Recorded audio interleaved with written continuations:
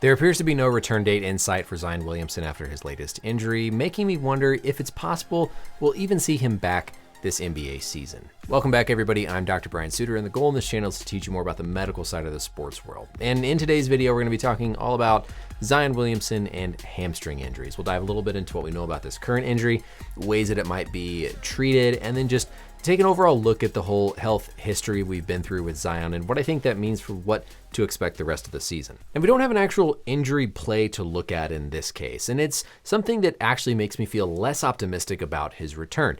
If you remember, basically Zion was dealing with some hamstring soreness. He missed a number of games, came back, tried to play, left in the early part of a game against the Cavaliers before returning in the second half, scoring a bunch of points. And since that time, he's now been out close to almost 6 weeks, with the latest update being that there is no return timeline yet in sight. That tells me there likely wasn't some true clear injury moment that we can look back on where the tissue went from being normal to being abnormal. It's just kind of in this gray area of pain that now has become pretty severe. This was the last time that Zion injured this left hamstring, and it was on another very benign looking, very low energy type of play. LeBron was guarding him here. He's just driving in, steps out with that left leg to plant, and that was all it took for Zion to sustain an injury to that left hamstring.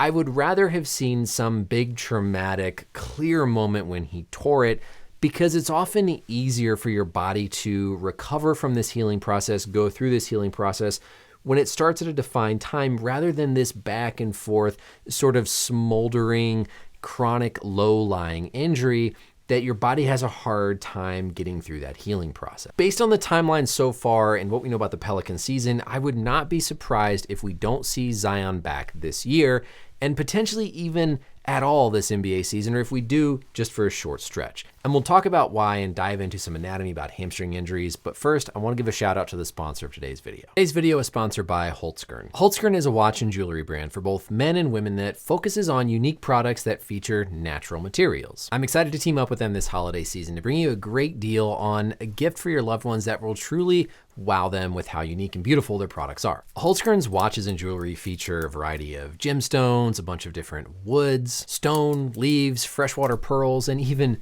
peacock feathers. I absolutely love this all black watch, which features a really slick and polished and natural wood within the watch band. Picked out some beautiful earrings for my wife, and so they've got products to cover everybody on your wish list. Because they're made with natural materials, every product is unique. And when it comes to giving a really great gift, the more unique something is, the more special it is, because you truly know that yours is not like anybody else's out there. Unlike those other big companies that are just mass producing watches and jewelry, everything from Hamstring is made in small batches, so you know that you're gonna get a high standard of quality that lasts a long time with every purchase. Right now, they're gonna hook you up by scanning the QR code or clicking the link down below and using code BRIANMD. You're gonna get 15% off your holiday gifts site-wide, only available for a limited time. They offer free express worldwide shipping straight from beautiful Vienna with customs fees on them. Products typically arrive within 2 to 5 business days, and all orders placed by December 19th are guaranteed to arrive by Christmas Day. Remember code BRIANMD, click the link down below to save 15% off site-wide for your holiday purchase.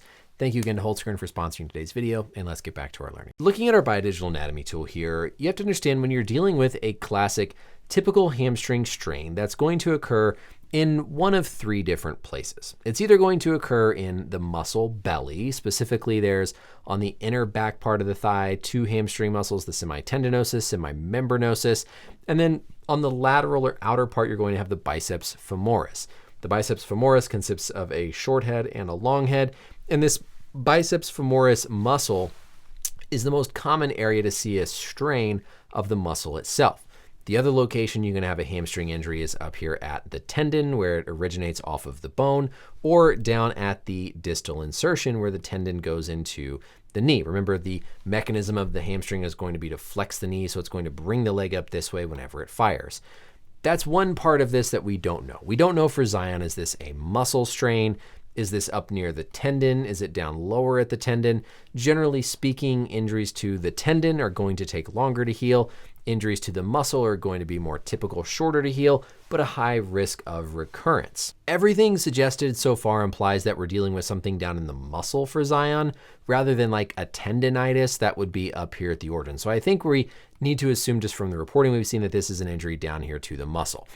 When the muscle tears, let's say you go from being completely normal to having a hamstring strain, those muscle fibers tear.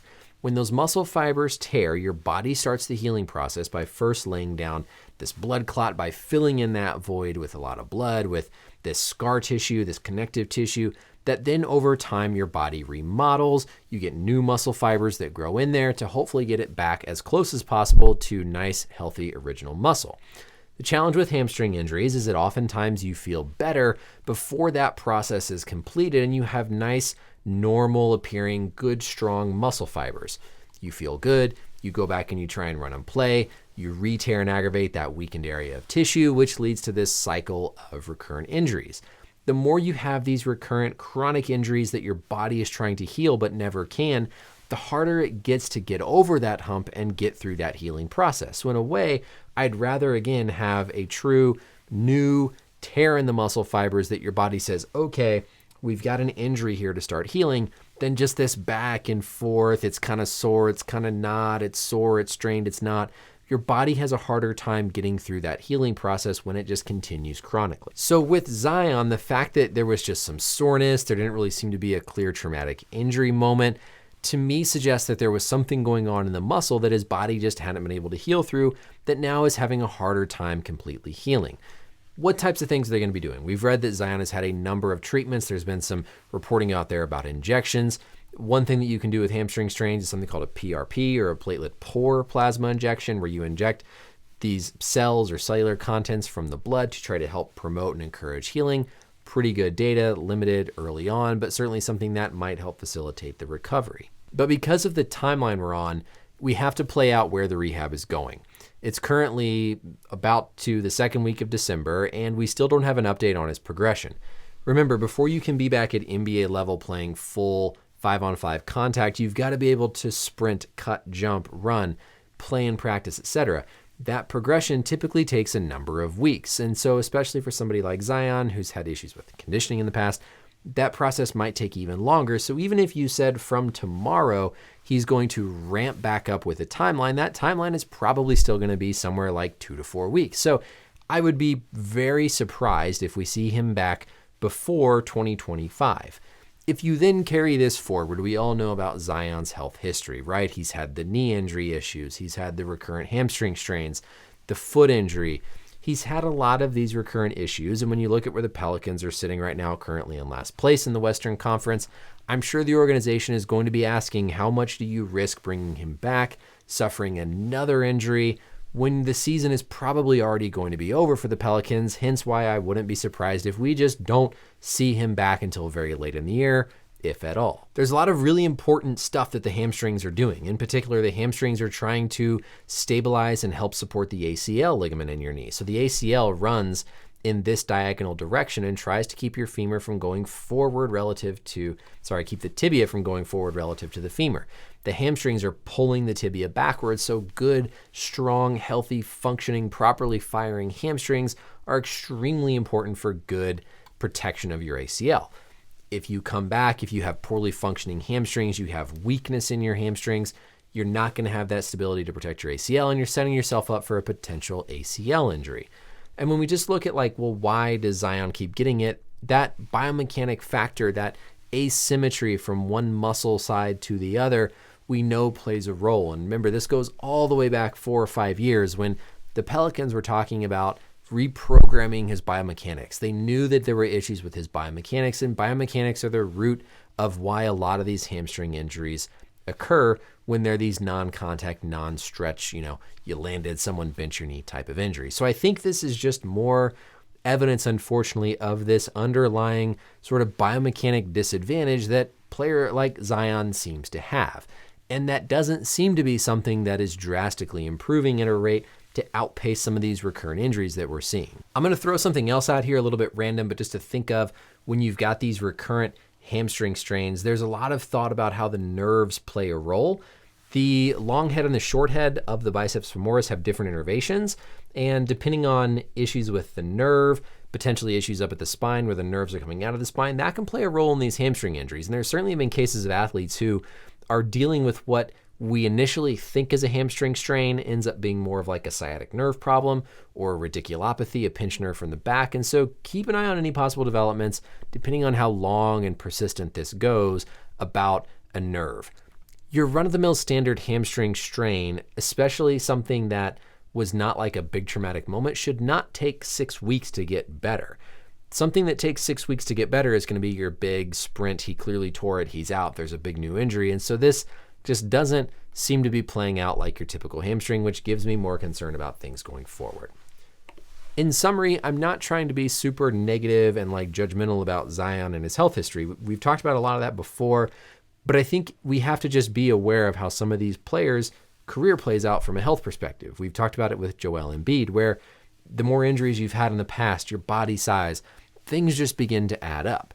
We've seen now 5 years, I think, with Zion of these recurrent injuries that seem to be having some role with his biomechanics. And at some point, we have to just be at least prepared for the possibility that these things might continue to occur. Again, I don't think these things are like career ending, but the more of these kind of muscle biomechanic related things that pile up, the more you potentially lose your conditioning while you're trying to recover, the more frustrating it can be to get back from. And again, the position the Pelicans are in, it would not surprise me if by the time he's ready to come back, they're in last place still in the conference, and the Pelicans maybe think about how much they want to risk further injury or injury to something else by bringing him back at that stage in the season. That's it for the video, everybody. Let me know, as always, any questions or comments down below and your thoughts on should they try and push to bring him back? What kind of stage are we entering now with Zion's career that we're seeing more of these types of injuries pile up? Thank you again to Holtzkern for sponsoring today's video. Again, check out the link down below for a great deal on some awesome holiday gifts.